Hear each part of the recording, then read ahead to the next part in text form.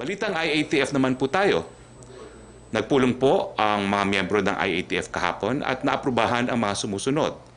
Una, ang rekomendasyon ng Department of Agriculture na magpapalakas sa papel ng Local Price Coordinating Council sa pag-adapt ng whole-of-nation approach sa price monitoring, price enforcement at price adjudication.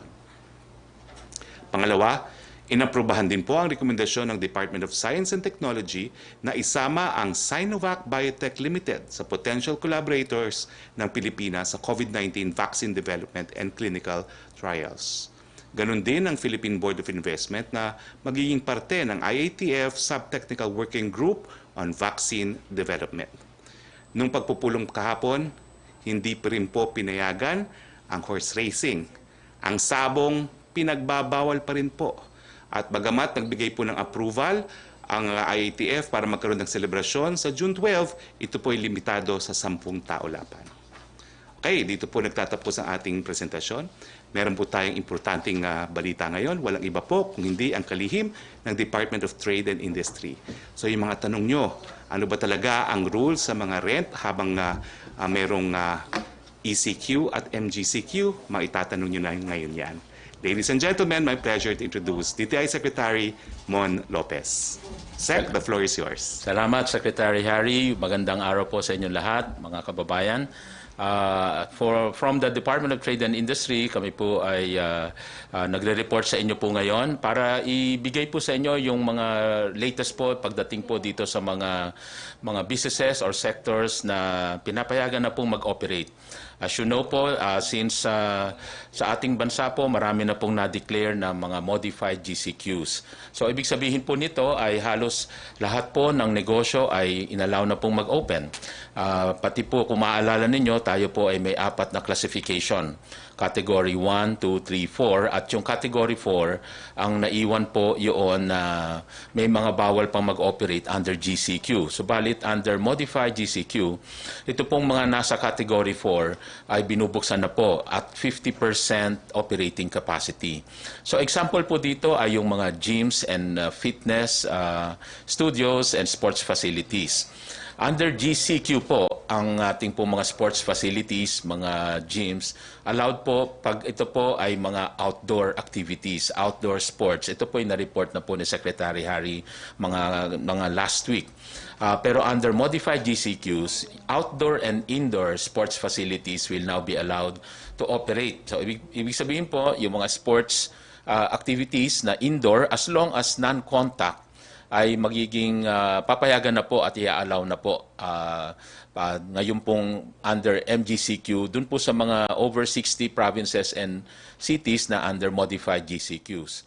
Of course, tayo po ay umaasa na very soon, ang Metro Manila at ang ibang mga lugar ay magkakaroon na rin ng mas magandang quarantine classification tulad ng modified GCQ. Ang iba pa pong sarado under GCQ ay bubuksan din under modified GCQ. Ito po yung entertainment industries tulad po ng mga cinemas, theaters, mga karaoke bars, etc. Next chart please. Yung iba po ay mga kids amusement, archives, museums, travel agencies, other personal care services, pet grooming, internet and computer shops, at yung mga iba pang mga education support establishments. So ito po yung mga sarado under GCQ, subalit i-allow na pong magbukas under the modified GCQ. So doon po sa area na modified GCQ, pwede na rin po ito, mga activities na to at 50% operating capacity. Next chart po. Ito po siguro ay tungkol po dito sa polisiya natin sa rent. Again, nililinaw po natin, contrary to yung ibang lumabas na report na nagbago daw ang polisiya sa rent. Wala pong pagbabago. In fact, ito po ay nasa batas. Sa Bayanihan Act ay inassure po ng ating batas na meron pong grace period doon sa mga residential rents. At ito po ay covering, ang nilinaw po sa latest memorandum circular ng DTI, this covers ECQ, pati po modified ECQ, and GCQ, General Community Quarantine. Ganon din po sa pagdating po sa commercial rents ng mga micro SMEs not permitted to operate during the community quarantine. Or ibig sabihin sila po ay na-compel magsara. Ibig sabihin hindi sila inallow mag-operate. So sila rin po would enjoy the grace period of 30 days for these micro SMEs not permitted to operate during the 3 community quarantine period. So from ECQ hanggang GCQ. Now, pag na-lift na po ang GCQ, doon na po magsisimula ang pagbilang po ng 30 days at yung unang due date after the 30-day grace period ang magiging panimulang pambayad o magbabayad yung tenant. Isa rin pong naging rule natin at pinapanatili po ito, yung na-accumulate na rents during the community quarantine, ito po ay isang lump na hindi babayaran ng isang bagsakan lang. Ang ginawa po natin para magaan ay di-divide by 6. In other words, 6 na hulugan on the months after the lifting of after the grace period, after the lifting of the community quarantine. Isa rin pong pinalabas natin, part of yung bagong memorandum circular, ay yung pag-engganyo or to enjoin yung mga lessors. Dahil ina-expect po natin na hindi pa malakas ang balik ng mga consumers at ang market. Kaya po, since medyo weak pa ang demand itong mga darating na buwan, in-encourage po natin ang mga lessors na sana ay magbigay po ng concessions. Ipagpatuloy ang kanilang suporta dito po sa mga micro SMEs. Para po either mapababa, mabigyan ng discount, o kung pwede, i-waive na rin muna yung mga rents po ng mga micro SMEs. At ito po ay pwedeng gawin po nila by changing also the contract, magbigay po ng concessional terms. Yung dati pong nagcha-charge ng fixed rate plus variable rate, let's say a fixed rate of X amount plus 8% of gross sales. Ang iba po ay kung pwede ho, tanggalin na muna yung fixed rate at kumuha na lang po ng porsyento sa bawat benta po ng mga micro SMEs para po matulungan po natin sila. Dahil ang importante po sa mga panahon na to ay sama-sama po tayong magtulungan upang masalba ang mga trabaho. In other words, pag natulungan po natin ang mga micro SMEs, ang hangarin po natin ay hindi po sila magsara. At pag hindi sila nagsara ay mapatuloy nila yung pag-create ng trabaho. Dahil ito pong pag-create ng trabaho at yung income ng mga workers, ito po talaga yung magbibigay ng pang-ikot uli ng ekonomiya. Pag meron po silang trabaho at income, sila po uli ang magpo-provide ng demand sa future mga products na ipoproduce po ng iba-ibang negosyo. Kaya sila po ang mag-i-stimulate ng demand and it will restart the economy. Kaya importante pong mapanatiling buhay po ang mga maliliit na negosyo dahil they account for 70% ng employment. Kaya po, kailangan pong matulungan sila at masiguradong nandyan ang trabaho at income para makabalik ang ating ekonomiya. Parati natin po sinasabi na tayo naman po ay bullish naman in the medium term sa pagbalik ng ekonomiya dahil we were there. We were growing by 6%. In fact, the last quarter of last year, we were growing 6.2% at tayo po yung second fastest growing economy sa region na to. At nakikita po natin na sa todong suporta at pagsasama-sama ng lahat ng sektor, makakabalik po tayo sa ganong kalakas at if not, ay mas malakas pa na growth rate moving forward. Hopefully, we can even see a 9% growth rate by 2021 pag tayo po ay nakarecover na sa pandemic na ito. So, maraming salamat po. Maraming salamat, Kalihim Lopez. Tignan nyo naman po, hindi lang magaling, pero ang boses pa niya, pang broadcaster. Now, first question, Joyce Balancho, DZMM. Yes, good afternoon, Secretary. Follow-up lang po dun sa presentation nyo on death claims and health claims ng ating affected health workers of COVID-19. Mukha po bang matatapos within the day? Kasi ngayon nga po ang deadline ni Pangulong Duterte. And again, ano yung pwedeng kaharapin ng DOH officials if in case hindi nila mahabol yung deadline today? Well, the President issued a deadline and so far, wala naman pong departamento na hindi po na gagawa yung dapat gawin within the deadline. And last deadline po that the President issued was the repatriation of our OFWs. They were given a week. At ito naman pong distribution of claims, they were given until end of the day. Let's just say that I'm hoping that DOH officials can can actually fulfill what the President wants them to do. Opo, Secretary, nabanggit niyo po kahapon na you will check with the President to sa magiging schedule po niya this week. Kahapon po nasa Davao City pa rin po si Pangulong Duterte. Sure na po ba na sa Davao City din po gagawin itong IATF meeting with regard to the post-June 15 community quarantine scenario at mananatili po ba siya sa Davao until Independence Day sa Friday? I can confirm that the next meeting with the President on Thursday will be in Davao. And Independence Day rights, doon din po ba si Pangulong Duterte? We're checking po kasi binigyan po ng permiso ng IATF na magkaroon ng celebration sa Luneta but limited to 10 people only. So we'll have to check on that. Yusek Roque. Responding to Congress. Opo. From Eileen Taliping of Abante tonight, nakarating na po ba sa palasyo ang report na mataas umano ang presyo ng testing kits na ibinigay ng Philippine Red Cross sa PhilHealth? Bawat miyembro po ng PhilHealth ay sinisingil ng 3,500 sa testing kit. Samantalang $20 to $30 lang daw po ang market price nito sa Sunsure. Ano po ang reaction dito ng palasyo? Well, I can assure you po that market-driven na po ngayon ang ating mga testing labs for PCR tests. No? We now have 54 labs with a combined capacity of 41,990. I would say that Red Cross now is about a third of this capacity dahil ang capacity nila is around 20,000. Ibig sabihin po, pwede na kayong pumunta sa lab of your choice. Pati po yung mga dumarating na OFW, hindi na po automatic na ang swab ay pupunta sa PNRC. You can choose now your lab. Opo. So we have allowed the free market to operate in PCR testing. Question from Rose Novenario ng Hataw. Ano po ang reaksyon ng palasyo sa pahayag ni dating DICT Undersecretary Eliseo Rio Jr. na sinibak siya sa pwesto matapos questionin ang umano'y pagpili sa staysafe.ph bilang official contact tracing app na kulang ang kakayahan na gampanan ang contact tracing sa 7,100 islands sa buong bansa at magagamit lamang ito sa mga bagong modelo at 3G capable cellphones. Kaibigan ko pong malapit itong si Yusek Rio, magkatabi po kami ng 1 taon sa mga cabinet meetings. No?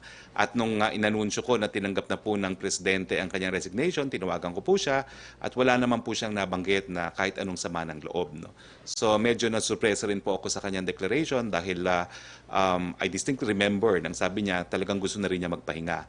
And besides, yung kanyang resignation po was really tendered to the President and therefore, it is up to the President to accept his resignation or not. It was accepted. So hanggang doon na lang po yan. Ang second question po ni Rose, ano daw po ang proteksyon na taong gagamit sa naturang app kasunod ng ulat na maaari itong gamitin sa umano'y pag-espiya ng pamahalaan, lalo na't minamadali ang pagpasa ng anti-terror bill? Well, meron pong sapat na safeguards, no? Dahil pati yung ating cyber libel law will be the ultimate protection for the people. So kapag ginamit po yan for espionage, pwede po yung maging basihan for criminal prosecution. And please, si Trish Tirada. Good afternoon, Secretary. So my first two questions are for you and the last one, a very brief one lang for Secretary Mon Lopez. Yes, so, sir, please. let me start, sir. Yesterday, there were DOH reported that there are more than 300 fresh cases of COVID-19. And sir, napag-usapan po ba ito sa IATF meeting? And na-discuss din po ba yung likelihood of easing further easing the restrictions come June 15 or possible na pagbalik sa ECQ if the cases continue to increase po? As I said po, no, lahat ng decision ng IATF, whether or not to graduate to the next regime, in the case of Metro Manila, to MGCQ, is always dependent on data. Tinitignan po natin ang case doubling rate, tinitignan po natin ang critical care capacity. Kapag ganyan pong tumataas, well, siyempre po, may posibilidad na hindi po tayo mag-graduate to the next phase. No? So I have said yesterday that we have to look at the data of Metro Manila and Cebu City very carefully. And bukas po ang pagpupulong ng IATF on what will happen on June 16. If the trend continues, either magpapatuloy po siguro ang GCQ or baka babalik sa modified ECQ. No? Ganun lang po yun. Because all classifications are flexible depending on the data. Okay. Secretary, there was a report over the weekend about some mothers in Taguig complaining about how the police treated them. Very briefly, no, yung scenario was something like the mothers were out in the park with their children to get some fresh air for a quick walk. And then nilapitan po ng police, based on the story, parang sinigawan sila and they didn't like the treatment. Sir, does Malacanang have any reminder to the police, especially in enforcing laws, on how they should be? Okay, nawala ka, Trish, no? Pero Kumbaga, sir, kung paano nila dapat tinatrato yung mga tao? well, alam mo tayo, we are a government of laws po. Kinakailangan sundin ng batas. At ang mga kapulisan po, sako po sila ng tinatawag nating Code of Conduct, yung sa Longa Law na tinatawag, na kinakailangan tratuhin nila na may respeto ang lahat. No? So kung meron pong mga reklamo, pwede po kayo magsampa ng reklamo, either sa PNP mismo, sa IAS ng PNP, o di naman kaya sa pleb ng lokal na pamahalaan. Alam ko po, hindi ko konsentihin yan ni Mayor Cayetano kung makakarating sa kanyang atensyon. Secretary, thank you. May go to Secretary Lopez po. Yes, please. Yes. Secmon, I remember the President warned everyone against buying masks online. So do we have reports na yung mga ito pong binibentang masks online, are they fake? And what are the, kumbaga nakikita natin, sir, common modus operandi nitong kumbaga mga nanloloko po about the face masks? And reminder probably to the public, sir, about it. Well, yes. Una-una, yung mga nahulihan ay maraming cases yung profiteering. At yung iba naman po ay yung actually more of a scam. After maghulog or magbayad ng mga buyers ay wala pong dineliver ng mga produkto. So lahat po ito ay na-attendan ng mga taga-DTI, kasama pong composite team natin, composed of the PNP, CIDG, pati po ang NBI. Kaya po marami po tayong mga naaresto na, kulang sa 500 na ang mga naaresto sa sari-saring mga kaso, both online at saka pati po sa brick and mortar, yung regular na tindahan, sa mga kaso po ng profiteering and hoarding.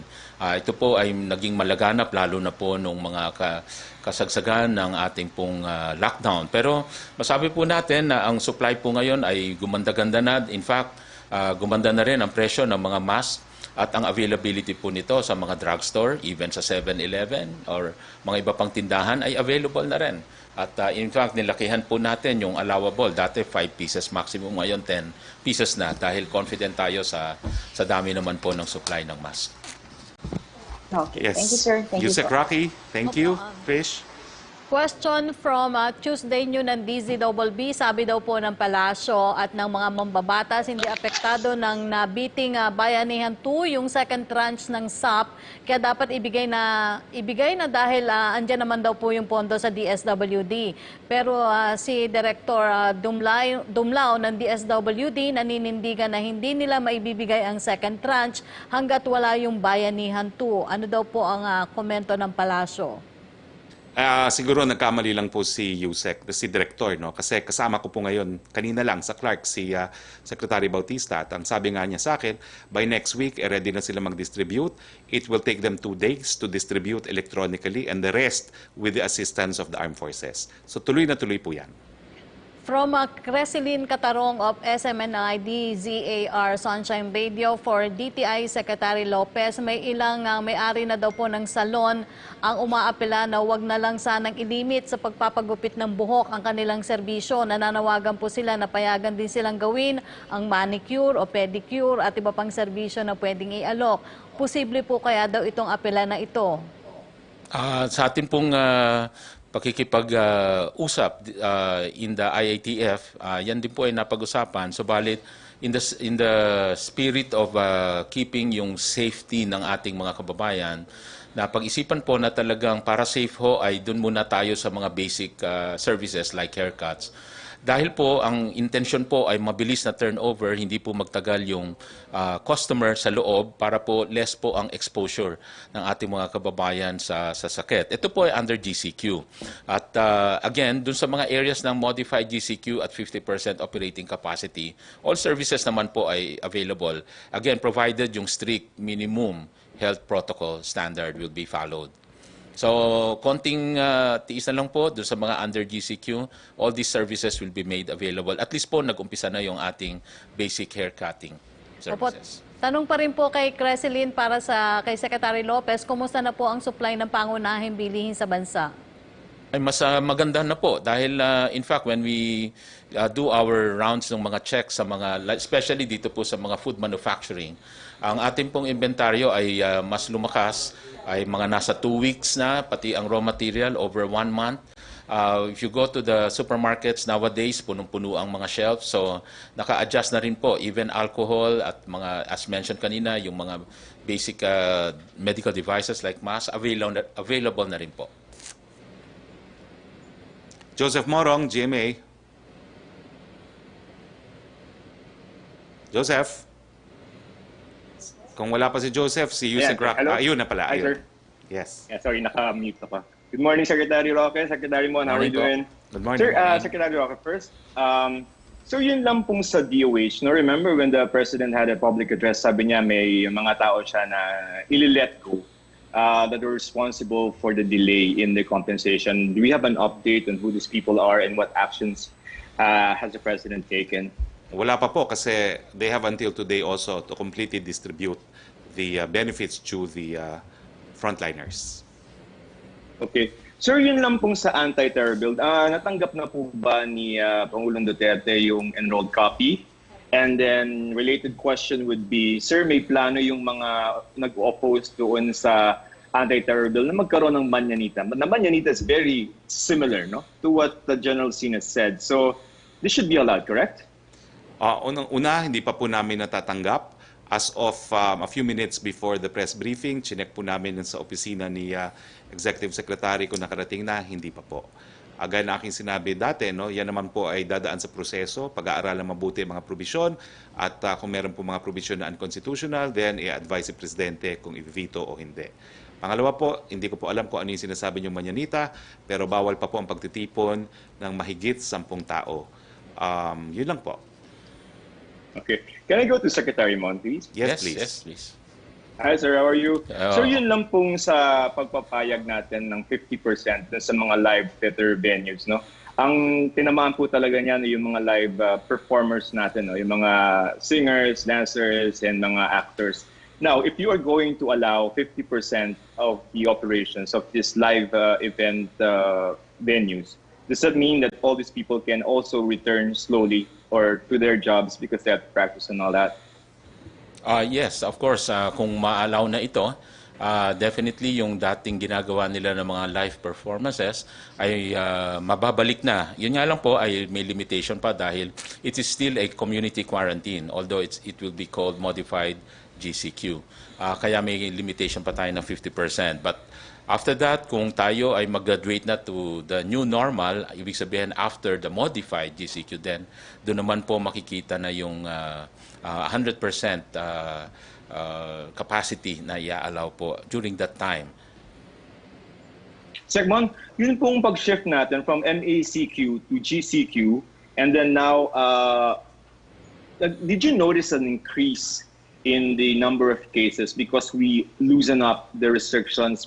And then, based on that, are we confident that Metro Manila can shift from GCQ to MGCQ, given what had happened from MECQ to GCQ? Yung numero po, at least yung huli kong nakita, nung pinakita sa amin yung mga average, I think ito po ay napakita rin sa public, yung moving 7-day average ay for the first time nakita natin na nag 1.6. Ito po ay nanggaling sa something like 25 deaths. Talking about the number of deaths per day. So nakita naman natin na moving from MECQ to GCQ ay hindi naman po lumala. Even po yung mga positivity rate, yun naman po yung naalala ko na ang numero po ay hindi naman nag-worsen. Importante po kasi sa pagbabalik ay yung pagsunod dito sa health protocol. Dahil po as long as masunod ito, sigurado pong malilimitahan yung mga transmission na ating inaalala. So yun po ang matindi nating ipapakomply sa mga negosyo, lahat ng klaseng negosyo na nagbalikan na. And again, under GCQ, practically almost all, about 95% 94% of businesses are essentially back. Of course, some of those are in 50% operating capacity, but almost all sectors are back already. Thank you, Joseph. Kaya Thank natin, you, sir, Sec. mag-GCQ. Yusek Roque. Opo, Secretary, yung unang tanong ni Francis Wakefield of Daily Tribune na tanong na po ni Joyce Balancio kanina, yung second question niya, follow-up na lang po dun sa meeting sa IATF, kung ina-expect daw po na ipipresent nila yung recommendation kay Pangulong Duterte kung magiging MJCQ na ang Metro Manila after June 15. Already answered po, sa Davao po ang susunod na meeting on Question Thursday. from Vance Fernandez po. Sa panukalang terrorism bill, don't you think that there will be an abuse daw po sa police power? Kasi instead daw po of a solution, innocent people might be classified as terrorists and the effect is to allegedly to declare martial law. Any reaction daw po dito? Well, there are safeguards po. No? Una-una, kailangan po ng judicial declaration to become classified as a terrorist group. No? Hindi po yan ehekutibo lamang. Kinakailangan, ehekutibo at ang hudikatura ay magkasundo na ang isang grupo nga ay isang terorista. No? Pangalawa po, meron din pong punishment, no? Hanggang 10 taong pagkakakulong sa mga alagad ng batas na pagsasamantalahan po ang batas. From Angel Ronquillo ng DZXL, Palace reaction regarding daw po sa pagkasawi ng isang PNP doctor matapos umano itong aksidenteng makalanghap ng disinfectant sa Philippine Sports Arena na una nang kinonvert as quarantine facility for COVID-19 patients. Maliban sa nasawing police officer, may dalawa pa daw pong police officers ang dinala sa PNP General Hospital matapos din silang sumailalim sa decontamination. Ano po ba ang gamit daw na disinfectant sa mga quarantine facilities at kung pumasa daw po ito sa standards ng DOH o masyadong matapang yung gamot kaya nagresulta sa pagkasawi ng naturang police doctor? Well, nakikiramay po kami sa pamilya ng police doctor. Itong bagay po ay inimbestigahan ng mabuti po ng ating kinakaukulan. Kasama na rin po ang Department of Health. Maricel Halili, TV5. Hi sir, magandang hapon po. Sir, I understand Cebu has a pending appeal para ilagay sila under MGCQ by Friday. What happened to this appeal, sir? And are there other areas or local government na meron pa rin pong pending appeal? What does the government or the IATF plan to do about this? O isang decision na lang po siya after June 15? I'll bring this up tomorrow in the IATF meeting and perhaps si Sec Lopez can second it too just to find out if there was really an appeal received. Kasi yung meeting sa Monday, hindi naman po report ng Secretariat may ganyang appeal. Bagamat yung governor po ng probinsya ng Cebu ay binigyan po ako ng kopya ng kanilang appeal. No? So we'll bring it up tomorrow in the IATF. Having said that, bukas din po pag-aagrihan ng IATF kung ano mangyayari sa June 16.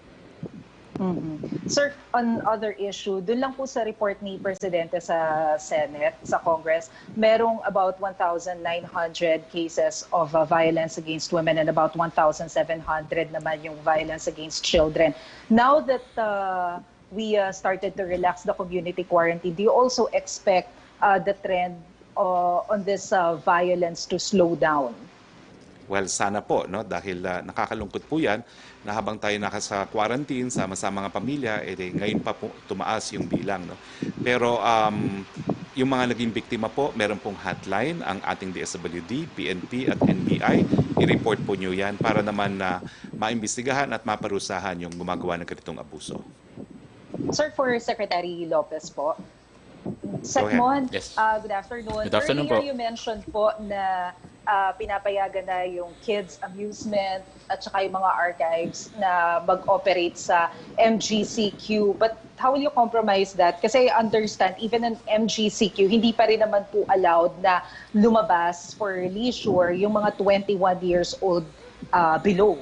And meron din pong panukala si Representative Tadura na sana mapayagan na rin yung mga kids to go out for exercise kasi baka naman mag-cause ng kumbaga irritation kapag 3 months na kasi sila na nakakulong sa bahay. Under the omnibus guidelines po, under modified GCQ, yes, as much as possible, stay at home po yung mga naturang mga edad, yung 21 and below and seniors. Subalit, may mga exception po. At isa po sa exception under modified GCQ, ma-allow na po silang to exercise those activities, to do those activities na ina-allow naman po under MGCQ. So ibig sabihin ay mapapayagan din po sila na mag-exercise sa labas at gawin yung mga sports activities na kailangan nilang gawin or bumisita dun sa mga pwede nang bisitahin. So yun po ay i-allow na po sa under the modified GCQ. Yusek Roque, Opo, thank you. ang tanong po ni Angel ay natanong na rin po ni Maricel Halili. Ito na lang po, tanong ni Julie Aurelio na Inquirer.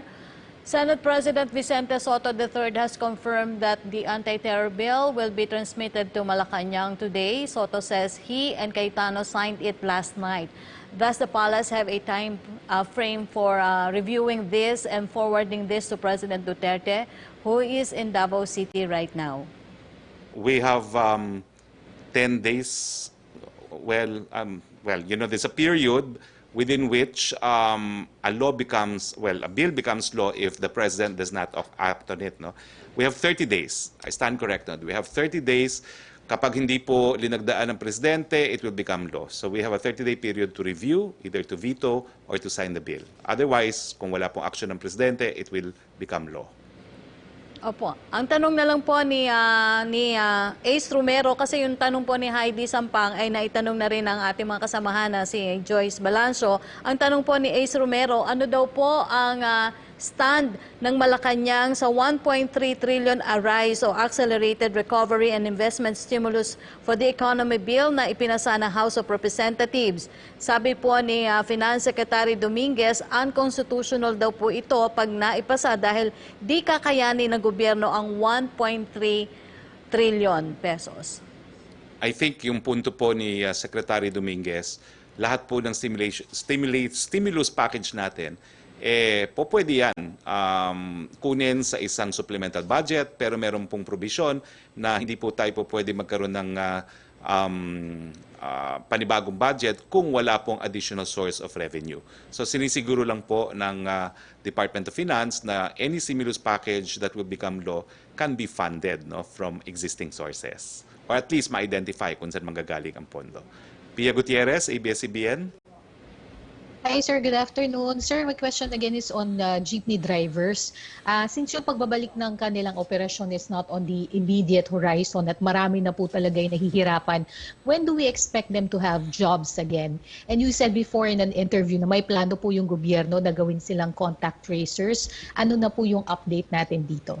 Wala pa pong update dyan sa planong yan, pero kanina po kasama ko rin si Secretary Tugade, meron din silang plano na gawing delivery service yung ating mga jeepneys kasi nga hindi po pwedeng sakyan because hindi po pwede ang social distancing. Siguro ganito po, no?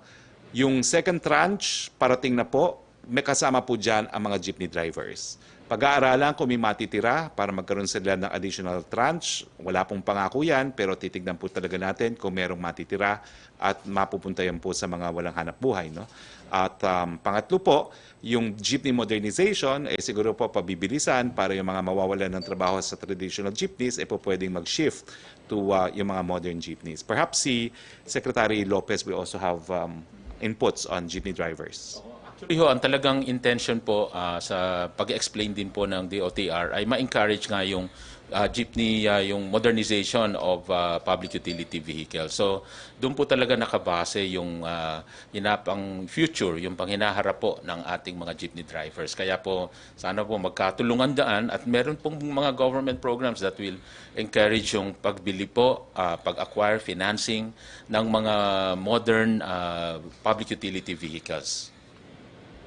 Alright, sir. Sir, speaking of jeepney drivers ulit, kasi meron pong malakas na panawagan na pakawalan si Elmer Cordero, yung pong 72-year-old member ng Piston 6 na nakakulong po ngayon pagkatapos mag-rally sa Caloocan. People are asking the government to extend to Tatay Elmer the same compassion given to Imelda Marcos because of her age. So, sir, ano pong masasabi ng palasyo sa panawagang ito? Okay, dadaan po yan sa proseso, no? Dadaan po yan sa piskalya at kung wala pong ebidensya, madi-dismiss po yung kaso, no? Pero the police cannot detain him more than 36 hours dahil I think 36 is the maximum, no? Pero because this is a very minor offense, it's less than that, no? Parang, if I'm not mistaken, I should really brush up on my criminal law. I think it is around, parang 18 hours ata, no? Or something, no? Within which to charge him. I'll check on that. Pero he has to be charged. So it is 12 hours or 18 hours or 36 hours, no? Dapat i-charge siya. Kung hindi po siya na-charge, dapat palayain na rin. Pero tingnan po natin kung may ebidensya, no? Ang nangyari po sir, parang pinakawalan po yung mga kasama niya pero siya hindi po kasi parang mayroon pa daw siyang mga pending cases. Estafa po yata sir. Dun sa 6 sir, 2 na lang po sila natitira. Kasama po siya na 72 years old at mayroon pa pong sakit daw po na hernia. Titignan po natin yan, no? Kasi regardless of your age, kapag may pending case, kinakailangan harapin yung kaso. Magkakaroon lang po yan ng clemency if he's found guilty. So meron tayong provision that the court can recommend pardon, no? Or parole to senior citizens. Sir, last na lang po kay Secmon Lopez. Sir, may data na po ba tayo on the effect of the community quarantine on Philippine industries? Like kung ilan na po yung mga negosyo na nagsara na? And so far, sir, may nakita na po ba tayong effect ng implementation ng general community quarantine for these businesses to at least recover? Yung dun sa nagsara, base lamang sa isang survey na in-extrapolate. So hindi rin masasabing reliable yung data. Pero hanggang maaari, tayo po ay kaya nga meron po tayong mga inilalatag ng mga stimulus package para ho talagang mag-provide ng mga bridge loan facilities, working capital requirement for the working capital requirements ng mga negosyo na ito para po hindi magsara at mapanatili, masave yung mga trabaho. So yun pa rin po ang ating mindset sa ngayon. Maiwasan itong pagsasara at pagkakaroon ng bankruptcy ng mga maraming kumpanya, lalo na po sa mga micro SMEs. So, yun po. Hanggang matapos po yung ating survey, doon lang tayo makakapagbigay ng report. Yusek Roque. Salamat. Opo, from Randy Canedo, ito po ay sa Dabig C News.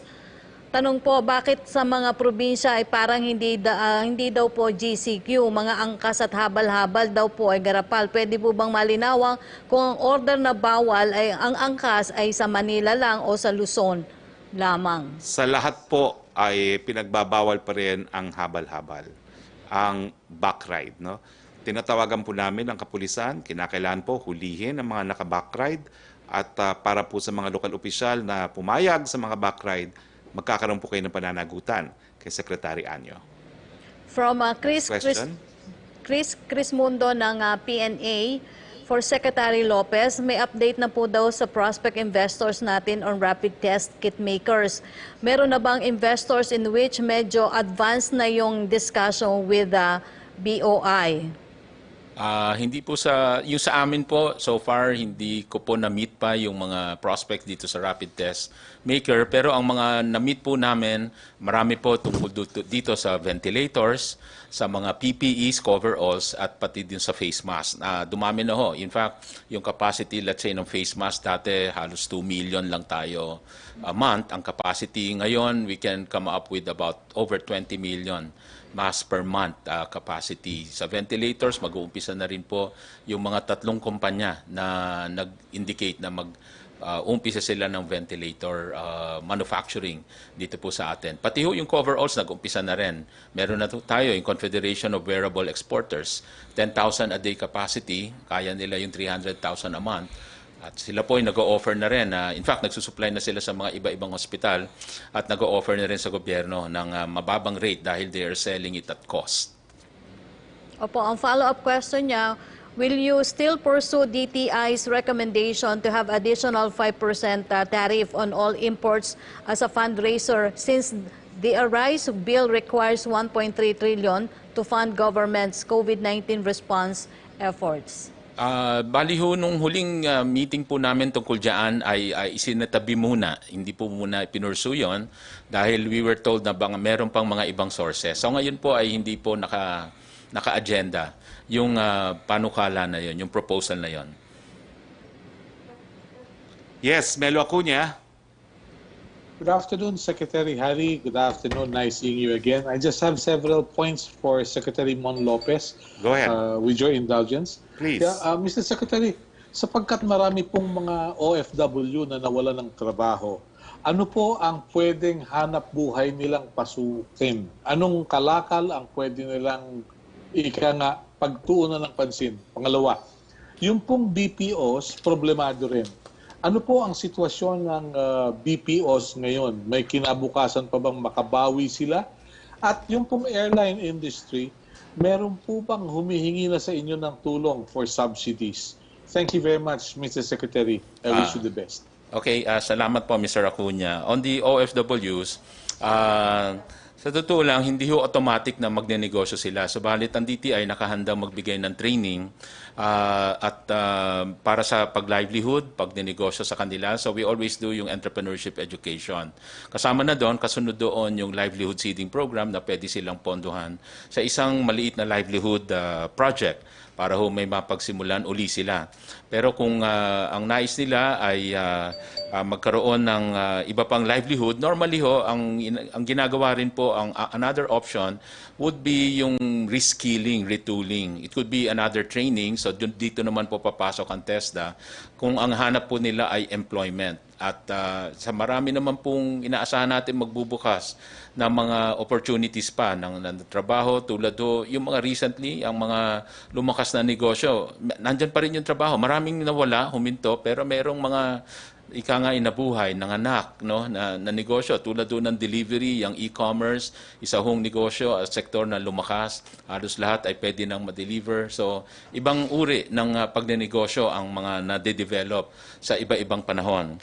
At ang atin pong Small Business Corporation, nagtabi rin po mula sa kanilang budget ng pampautang, isang pondo para ho sa mga OFWs para meron din silang mapapahiram dito sa sector na to.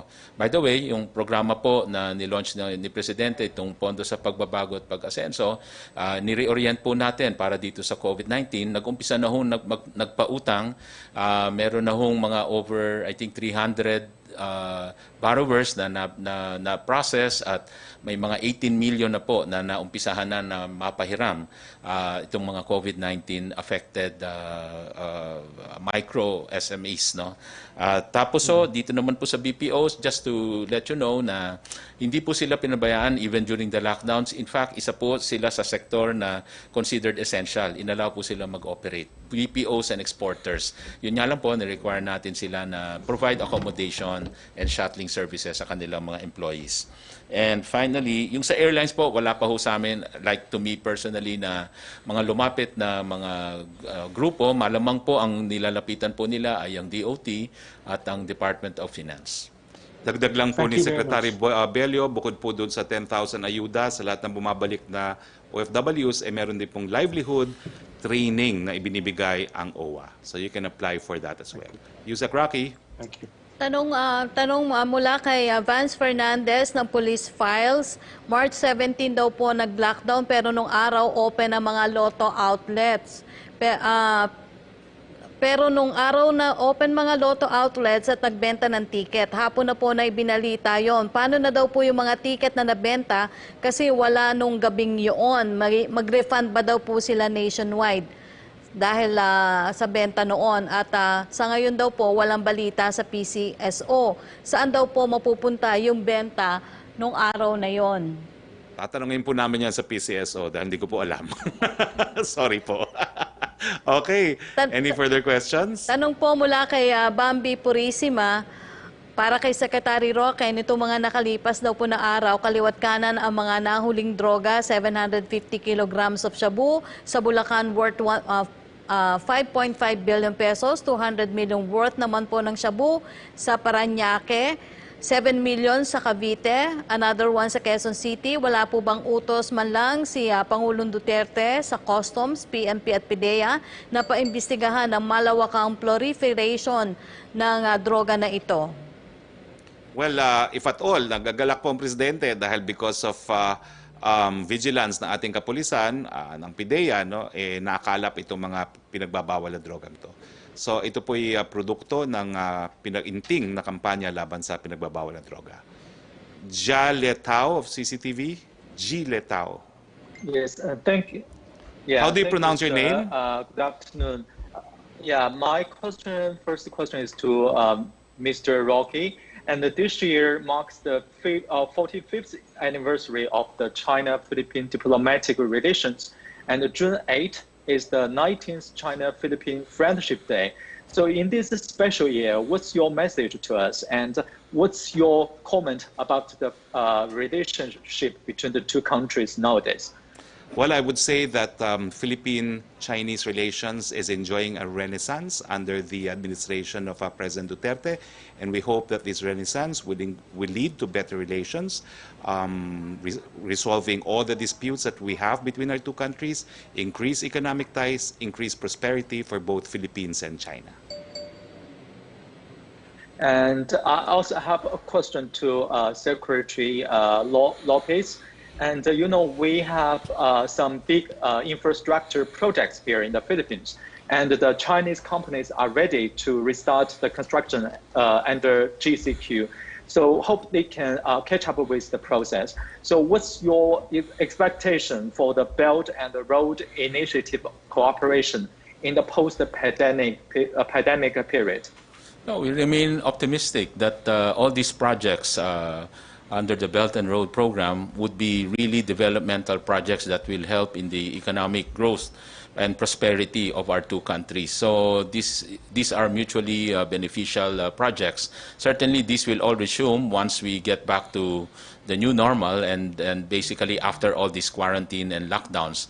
As you know, we have also given extra priority to these projects because they are labor-generating projects, the infrastructure projects. They were even allowed under the MECQ on a limited scale and more lenient on the GCQ where all construction projects are now allowed. So we expect all these projects to be pursued relentlessly.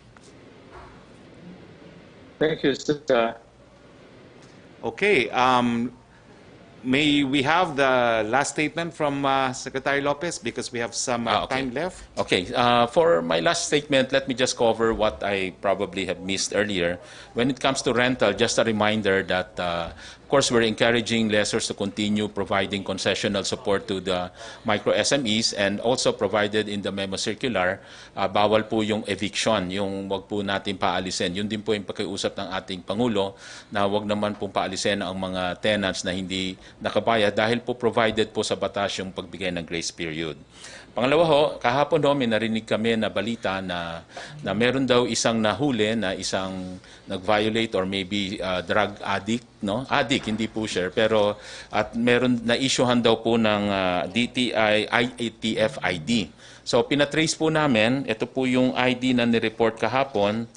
At just to let you know na I think yung ID po niya, una-una ay fake, no? Fake ID. Kasi tinrace din namin yung pangalan, wala po sa database.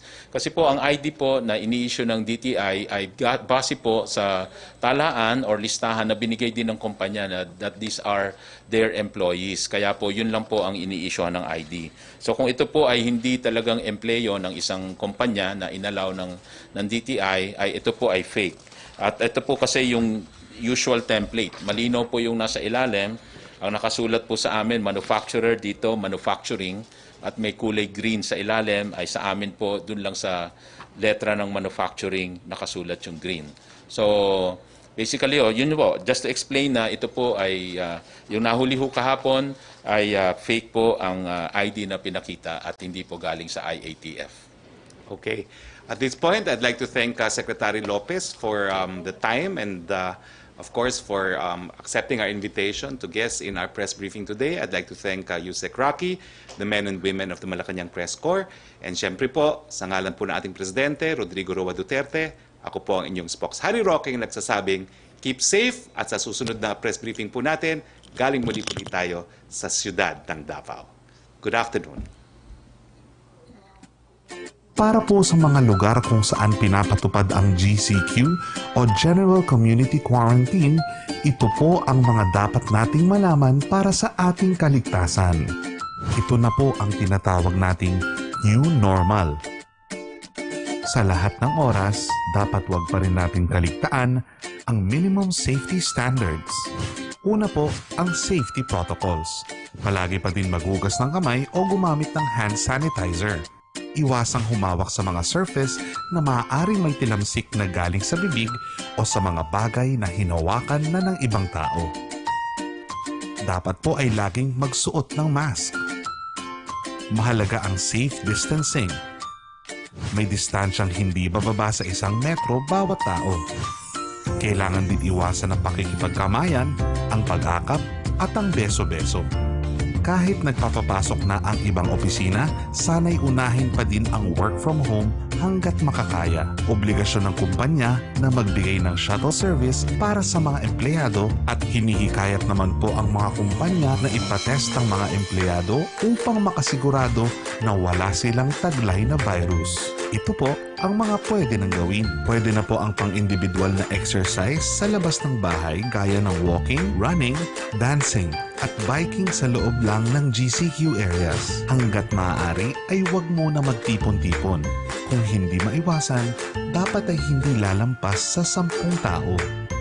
Muli, mahalaga ang safety protocols at safe distancing. Dapat pa din pong manatili sa loob ng mga bahay ang mga may edad na gaya ng mga senior citizen. Hindi rin dapat lumabas ang mga may sintomas ng sipon, ubo, trangkaso. Hindi pa rin po dapat lumabas ang mga bata. Pwede na po ang public transport pero dapat reduced load capacity o sa menos na kapasidad. Ang mga ito po ay ang LRT, MRT, PNR, mga bus, jeep, taxi, eroplano at iba pang inter-island vehicle gayong pwede lang bumiyahe mula sa lugar na naka-GCQ papunta sa naka-GCQ din. Pwede na din po ang tricycle, public shuttle, at mga transport network vehicle service gaya ng Grab. Sa mga pribadong sasakyan naman ay company shuttle, sariling sasakyan, bisikleta, motorsiklo at e-scooter. Pero sa anumang sasakyang pangmaramihan, kailangan pa rin ang reduced capacity at safety protocols and safe distancing. Ang mga eskwela ay pwede nang magpapasok sa college level pagkalipas ng September 1. Hindi pa din po pwedeng pumasok ang basic education na mula kinder hanggang grade 12. Ang government offices po ay fully operational na, gayong ang mga empleyado ng gobyerno ay papasok ng may alternatibong work arrangements. Ito po ang mga serbisyong pwede na nating magamit. Mga ospital, mga klinik at mga veterinaryo, grocery at supermarket, butika, self-service laundry, food delivery, gasolinahan, bangko, remittance at pawn shop, hardware, bookstore, school supplies at office supplies, baby care supplies, mga bilihan ng damit, water delivery, mga serbisyo ng gobyerno sa mall, bilihan ng pet food, mga services para sa computer at komunikasyon. Flower shop, tindahan ng mga laruan, pero sarado po ang mga play area nito. At ito naman po ang mga lugar na hindi pa natin pwedeng puntahan. Sinehan, mga bar at mga lugar pambidyoke, palaruan, library at museum, resort at beach, mga lugar kung saan tayo nagpapaspa, masahe, facial, waxing, at iba pa, restaurant, at mga barberia. Kung susundan po natin ang mga guideline ng GCQ, mas madali nating madadaig ang COVID-19 at pwede tayong mag-heal as one. Maraming salamat po.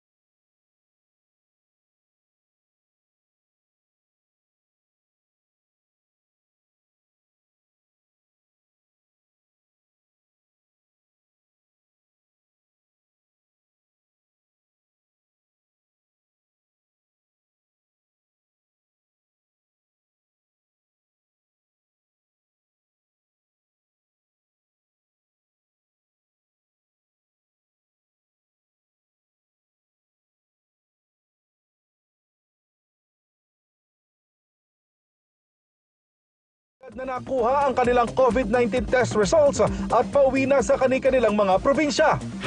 Pamilya ng 26 sa 32 health workers na nasawi dahil sa COVID-19, nakuha na ang 1 milyong pisong benepisyo. COVID-19 pandemic sa buong mundo.